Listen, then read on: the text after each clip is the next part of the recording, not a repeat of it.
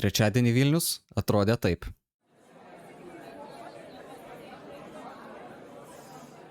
Išgyveno. Tai buvo pusvalandis, per kurį visi išalkę Vilniečiai rašinėjo kurjerių suportui klausdami, kur mano maistas, nes viskas sustojo. Bent pagal viską taip turėjo būti. Labas, aš Aurimas. Stop, aš tave čia sustabdysiu. Šito dalyko geriau nepraleisti. Todėl apie viską nuo pradžių. Trečiadienį ryte Baltarusija informavo Lietuvą apie galimai link mūsų skrendantį droną. Dronas įskrido į Lietuvą. Tai buvo 9:40 minučių. Ryte. Kaip teigia NKVC vadovas, greičiausiai jis įskrido iš Baltarusijos. Ignalinos, Utenos, Švenčionių ir Zarasų rajonuose paskelbtas gyventojų oro pavojus. Apie tikėtiną oro pavojų pranešta ir Vilniaus gyventojams. Tačiau nepraėjo net 15 minučių, telefonai suvibravo dar kartą ir 10:26 buvo išplatintas pranešimas apie paskelbtą oro pavojų. Tuo metu aš buvau darbe 7 ofiso aukšte ir tai reiškia, kad mes visi laiptukais žemyn nusileidom į požeminę aikštelę, į priedangą. Iš tenais gaudėm interneto ryšį, pradirbom apie pusvalandį, kol oro pavojus buvo atšauktas. 11:09 objektas iš radarų dingo maždaug ties Merkinė. Na ir paskutinė naujausia informacija, kokią matau šiuo metu Delfyje. Dabar, kai rašinėju, tai yra paskelbta apie 6:30 vakare, kaip praneša kariuomenė, drono paieška vyksta Varėnos rajone. Paieška vykdoma Drutskūnų, Marcinavos, Babriškių, Gudžių apylinkėse. Klausinėja gyventojų, apžiūri teritorijas ir tikrina galimus radinius. Ir jeigu kažką rastų, pirmiausia, izoliuotų radinio vietą ir užtikrintų žmonių saugumą. O tolesni veiksmai būtų atliekami pagal procedūras ir įtraukiant specializuotas pajėgas. Wow! Šiandien buvo dienelė, šitiek pasakysiu. Todėl prisėdam ir ramiai pasikalbam apie tai, ką reikia žinoti, ką svarbu nepraleisti, jeigu tokie atvejai nutinka. Na ir žinoma, ką išmokom iš trečiadienio įvykių. O, jau išmokom nemažai. Prie to prieisim. Nuo stadionuose stovinčių mokinių, nuo tų mokinių, kurie sėdi ir vis dar rašo kontrolinį, nes mokytojam atrodo taip teisinga, iki užrakintų durų į priedangas. Bet pradėkim nuo saugumo. Jeigu apsilankytumėt štai šiame Delfi puslapyje, priedangos Lietuvoje ir Vilniuje, gana paprastai suras tiesiog įsivedę priedangų žemėlapis ir jame galit pasitikrinti, susiras, kur arčiausiai jūsų yra priedanga, jeigu kažkas tokio nutiktų. Tai yra pirmas svarbus žingsnis, ką turėtume padaryti. Žinot, pasitikrinti ir žinot, kur eiti, jeigu taip vėl pasikartotų ir vėl nutiktų oro pavojus. Priedanga yra žymima tokiu geltonam fone, juodai pažymėtų namuku, jame žmogeliukas ir būna parašyta priedanga. Jeigu norit rasti žemėlapį, spaudžiat ant rodyklės, tam, kad nerodyčiau savo adreso, aš jį uždengiu, bet arčiausiai manęs priedanga yra už 160 metrų. Jūs paspausit čia ir parodys ant žemėlapio. Vėlgi, aš nenoriu paspausti, kad jūs nepamatytumėt, kur mano priedanga, kad jūs pas mane neteitumėt. Bet galim pasižiūrėti visą žemėlapį. Matot, taškiukais nusėta Lietuva. Ir jūs čianais jie atsidarėt šitą žemėlapį, galite surasti arčiausiai savęs esančią priedangą arba šiaip bet kurią kitą, jeigu kažkas iš jūsų giminaičių nemoka naudotis, negali naudotis, nežino tiesiog kur pasižiūrėti, jūs galite pažiūrėti už jos ar ne. Čia galim rasti kažkokią štai priedangą, ant jos paspaust ir rasti visą informaciją. Kitas labai svarbus dalykas yra labai fainos ir super programėlės. Viena jų LT72. Pabrėžiau kaip programėlė, nes turbūt telefonas yra paprasčiausias naudoti šito atveju, bet taip pat galite rasti ir internetinę svetainę lt72.lt ir susirasti nemažai svarbios aktualios informacijos. Pavyzdžiui, kaip pasiruošti galimai Baltarusijos atominės elektrinės avarijai. Atsidarot, video pamokėlės, kaip elgtis, žingsniai ir visa kita. Šitiems dalykams galima ir reikia pasiruošti. Tai labai svarbu užsukti ir pasižiūrėti, pasiskaityti. Tai yra pirmas žingsnis, ką jūs galite padaryti prieš bet kokį tokį nutikimą. Taip pat šautautas programėliai Kovas, civilinės saugos aplikacijai. Čia aš atsidariau, jeigu kažkas naudoja iPhone'us per Apple Store, galite atsisiųsti. Tai yra mobili programėlė skirta operatyviai informuoti gyventojus apie ekstremalias situacijas, svarbius įvykius ir kasdienius trikdžius mieste. Šita programėlė yra skirta Vilniaus gyventojams, tai jeigu esat Vilniečiai, must have dalykas. Tiems, kurie šiandien Vilniuje gavot naujienas apie oro pavojus, iš pradžių jūs išgirdote ir perskaitėte savo pranešime tam, kur vibruoja ir rėkia telefonas. Iš pradžių buvo geltonas pavojus, paskui antras pranešimas apie jau tą, kur reikia slėptis, išgirdom raudonasis pavojus. Raudonas. Tai ką jie reiškia? Šitie pavojai. Tai pirmiausia, geltonas yra prevencinis įspėjimas. Jo vadovaujantis įspėjama apie galimą, bet nepatvirtintą pavojų. Radarai mato objektą, kuris gali būti dronas.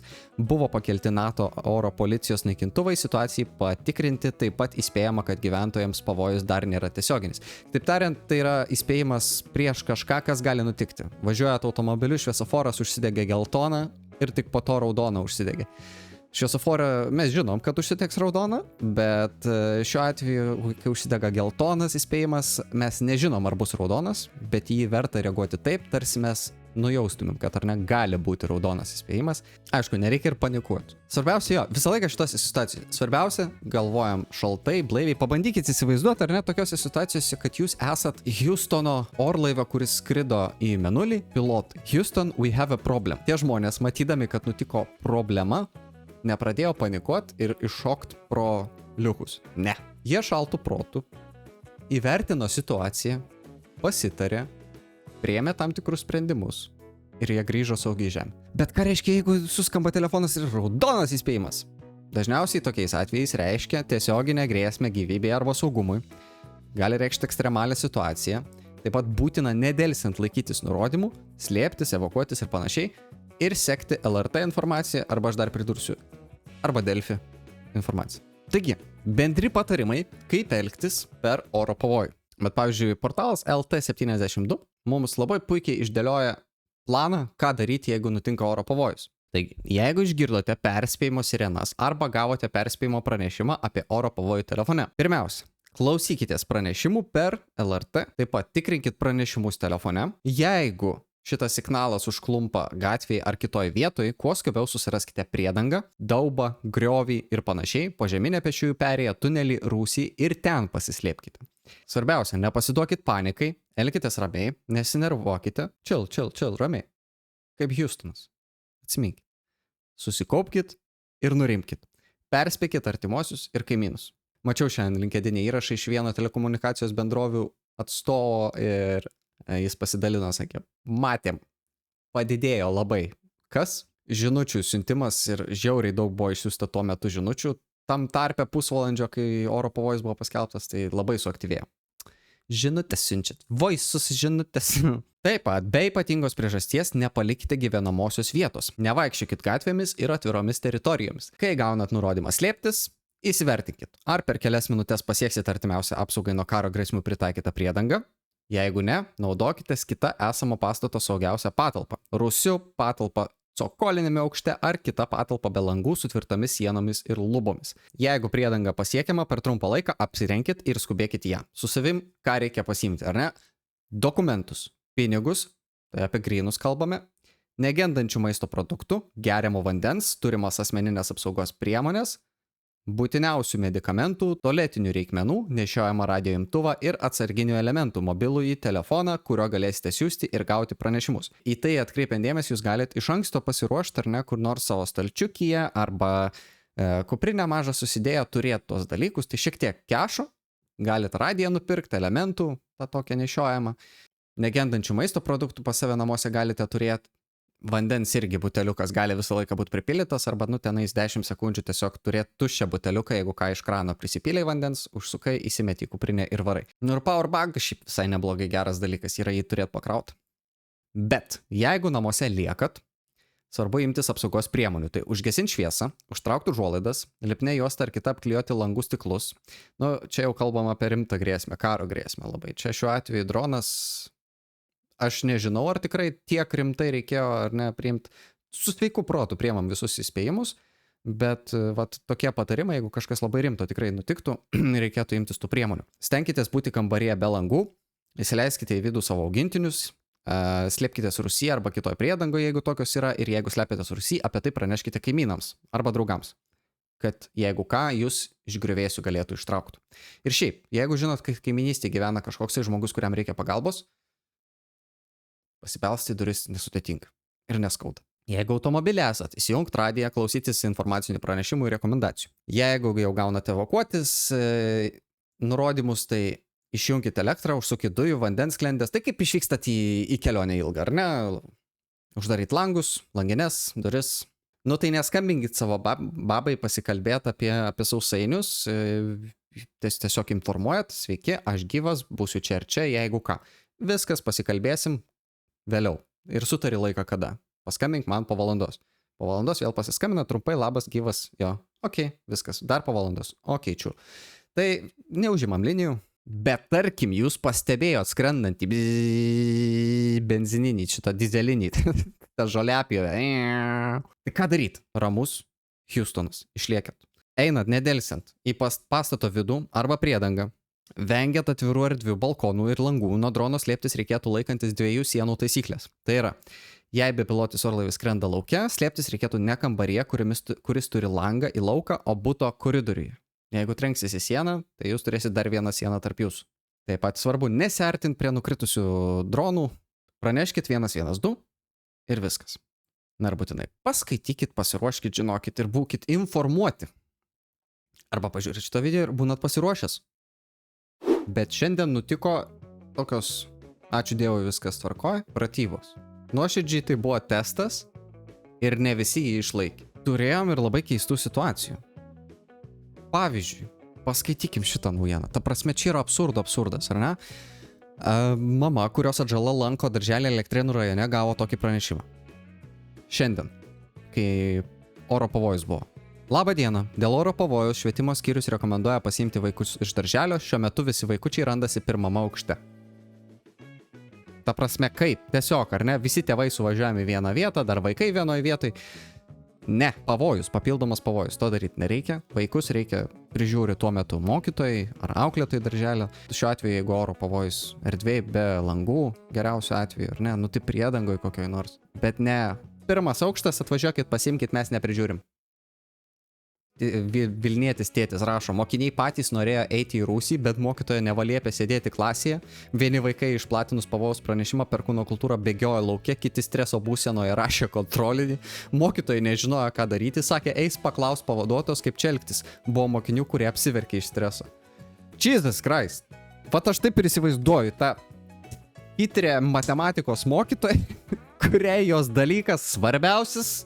Jokie man čia dronai netrukdys, jūs rašot, jūs ir taip chimeros nusimuilinot nuo paskutinių 5 atsiskaitimų, jūs man visi nesimoko, tai vat šiandien jūs rašysit tą kontrolinį, man vienodai šviečia. Gerbiama Regina, pavojus gyvybei nešviečia. Tie absurdas. Tai prasme, kai yra nepasiruošimas, tai yra žiauru. Nors aišku, viskas, ta prasme, nėra taip pilka ir negražu. Buvo tikrai mokyklų, kur dalinosi tėvai, kad sakė, va, super šaunuoliai, viskas, sustabdė mokymosi procesą ir nuvedė vaikus į priedangą. Nuostabu. Visi saugus, visi patenkinti. Šaunuolė sakė. NKVC vadovas Vilmantas Vitkauskas pareiškė. Didžiausias nerimas, ką mes fiksavome, bent jau šį rytą, trečiadienio, tai dėl pačių mokyklų, kuomet buvo sutrikimas tam tikras, ką daryti. Nu, va, puikiai pasakyta. Instrukcijos sako, kad vaikus reikia išvesti į lauką, į stadioną. Tai akivaizdžiai yra sumaišomos reagavimo algoritmas. Šitoje vietoje tas tikrai netoleruotina. Nes buvo tokių situacijų, tikrai, dedu ranką prie širdies, mačiau čate, pasakoja tėvai, jų vaikus tiesiog stadioną suvarė, arba į aktų salę suvarė, į sporto salę. Tai gerai, nu tai čia dabar, čia kaip užsidėt, ar ne, raudoną džemperį, išeiti į frontą, sakyt, va, aš čia. Ir mūsų daug. Aš su jumis noriu pasidalinti vieno vaizdo įrašo. Ir absurdas dar vienas. Vilniuje nuskambėjo oro pavojus, tad atėjau iki artimiausios priedangos, kad galėčiau pasižiūrėti, kas čia mūsų laukia. Pabandykime. Okay. Nope. Užrakinta, raktą neturiu. Pabandykime pasižiūrėti, ar mane su šitų daiktų leis. Magnetas. Ne. Nope. Nope. Mes turim priedangų, padengsim 50+ % Lietuvos gyventojų. Vietos, kur atsisėsti, kur pasislėpt, rado gal tik tai, žinau, iš tų 50, koksai dar 50%. Nemalonus įspūdžiai. Mums prie darbo yra 2 priedangos. Minutė kelio. Abi neveikia. Mama kaip tik buvo senamiestyje, programėlę bandė rasti ją artimiausią, užlūžusi. Neveikia. Tiesa, appsas kovas veikia puikiai, parodė ją artimiausią priedangą. Nes jau ėjo link namų. Orientaitė sakė, kad už priedangas, kad jos būtų atrakintos ir paruoštos naudojimui atsakingi savivaldybių parengties pareigūnai. Vilniaus miesto savivaldybėje parengties pareigūnas yra savivaldybės civilinės saugos skyriaus vedėjas Žygimantas Solojevas. Ir jis patvirtino, kad iš PAGD pareigūnų gavo pranešimą apie poreikį užtikrinti priedangų prieinamumą, bet tai buvo 5 minutės prieš oro pavojų.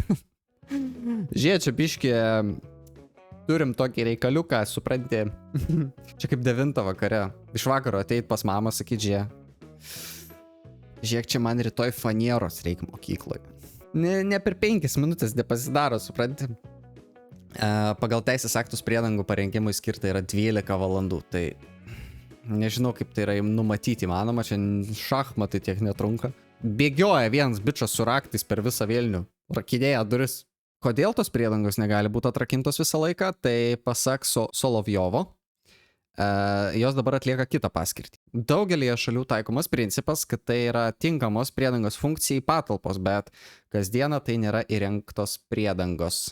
Nu ir šiaip Lietuvoje paliksi atrakintą, taigi viską išneš, nėra ką nešti, vis tiek išneš.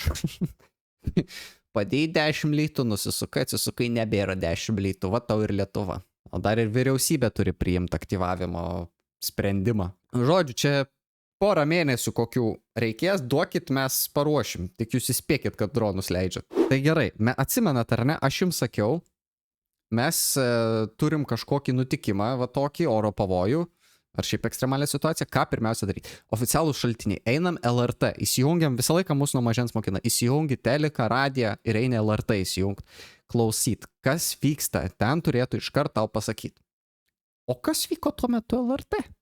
Paklausite manęs. Dėmesio, skelbiamas oro pavojus. LRT po informacinio pranešimo and now the end is nearby, Sinatra. And now the end is near. Pabaiga jau čia. Paskelbė oro pavojų. Kokią čia dainą užleidus? Iš viso, kodėl pirmą dainą turim leis visų pirma? Bet gerai, užpildom biškį tą kelią, užpildom. Žinau vieną gerą. So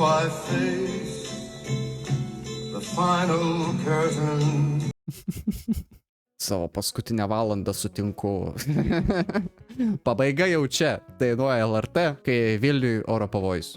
Va, gavau į visus telefonus perspėjimą apie galimą oro pavojų. Įsijungiu transliuotojo radiją. Kalba apie meškas. O gal danguje ant drono skrenda meška, ką tu žinai? Žmogau. Susimastyk. Oro pavojus, įsijungia LRT, o ten komisarės Šnel bylos. Žmonės panikuoja, reikėtų kažkokios informacijos. Oro pavojus, oro pavojus. LRT. Ankstesnėje serijoje matėte, komisarė Šnel sučiupo žmogžudystę įtariam. Supratot, bairį. Na, aišku, paaiškino, kas tenais nutiko, tai Giedrius Masalskis sako, suprantu, kad situacija neeilinė ir norisi tą pačią sekundę gauti aiškumą, visgi gavome pranešimus, visi, kiek galėjome tvarkingai įdėjome į priedangas, įskaitant ir visus darbuotojus, tai jie patys į priedangas slėptis. O oficialiai LRT, ką sakė, tai paskelbus apie oro pavojų geltoną, apie kurį jūs jau žinot, iš įprastos studijos persikelia į slėptuvę įrengtą studiją, kur vedėjai perėmė nuolatinį informavimą apie įvykius šalyje. Taip, šio ryto netikslumus priima kaip pamokas, kurias tobulina ir ieško sprendimų jau dabar. Vienas iš jų, apie Sinatrą čia turbūt ne. Vienas iš jų, nors radijo LRT transliacija tiesiogiai retransliuojama LRT Plus kanale, per ilgai užtruko radijo eterio perjungimas į tiesioginį LRT televizijos eterį. Tam bus ieškoma išeities ir greičiau pakeisti suplanuotą eterio tinklelį ir užtikrinti, kad informacija LRT TV žiūrovus pasiektų greičiau. Užtruko. O dabar folkloras. O jeigu rimtai, tai pažiūrim į memus. Norit tikėkit, norit ne. Kai žmogui baisu, jis juokauja. Štai kaip į oro pavojų reagavo eilinis vilnietis. Jokių čia man nebus. Netrukdykit gyventi. Jeigu jums kilo klausimas, nes drono tai man atrodo dar niekas nematė, bet aš turiu jums atsakymą. Taigi Vaidotas ruošia naują video. A jūs nežinot, va, dar tobulint ir tobulint, bet skrenda labai gerai, tikiuosi niekam nepatogumų nepadariau. O, sėkmingai praėjo testas, šiandien paleisim gamybos video.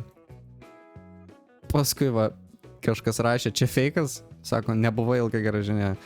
Sako, negaliu kalbėti, karo policija ant kiemo. Rusų dronas.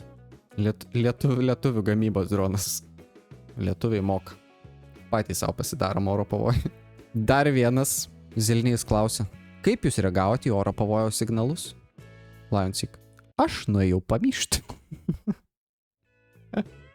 Tiem, kas nematėt, čia dais Eurovizinis bairis interviu, kurį mes peržvelgsim kitam video apie Euroviziją, laukit, nepražiapsokit.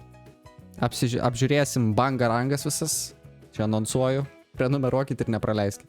Palaukit, čia kažkoks naujas video, aš nemačiau prieš 40 minučių. Gudžių gyventoja, čia ta vieta, kur ieško drono. Pakalbino Vitaliją apie sujudimą dėl drono. Palaukit, paklausyt noriu. Tai papasakokit, ponia, kokį sujudimą jūs čia Gudžiuose matėte? Sujudimai buvo labai dideli, buvo karo policija, kiekvieną apklausė, kiekvieną tikrai labai sąžiningai, Labai. bet mes nežinom, kad mes nematom to drono. Tai tikrai padėtumėm, labai buvo didelis sujudimas ir labai maladėts karo policija. Ne, aš nuoširdžiai nieko nesakau, ta prasme, tikrai šaunuolė moteris labai fainai viską pasakoja, bet išsireiškimas, labai maladėts karo policija. Buvo didelis sujudimas ir labai maladėts karo policija. Vo taip. O daug tų buvo pas jūs pareigūnų? Pareigūnų buvo ant kiekvieno kampo, tai tikrai labai sujudimas buvo labai didelis. O dieve, kokia faina moteris. O jokio ten garso įtartino nebuvo girdėti prieš tai? Prieš tai nebuvo jokio garso, tikrai nematėm nieko, negirdėjome, mes būtum patys paskambinę, tikrai išdūšios. O pareigūnai atliko savo darbą. Jėzau, kokia faina. Nuostabu. Nuostabu, nes paklausė. Kad ta prasme, nuo širdumo žmogaus, kaip fainai. Aišku, fainai ne dėl situacijos, kad apskritai taip turi nutikti, bet kad tokių žmonių vat yra. Atiduokit pagarbą šitai Gudžių gyventojai Vitalijai, komentaruose širdutes ir rožės jai siunčia. Taip, per kiekvieną namą perėjo, paklausė, kas kur, tai labai malonu iš jų pusės, labai. Tikrai. Ir čia visą dieną nuo ryto atidirbo žmonės, kaip bebūtų, tikrai labai nuostabu.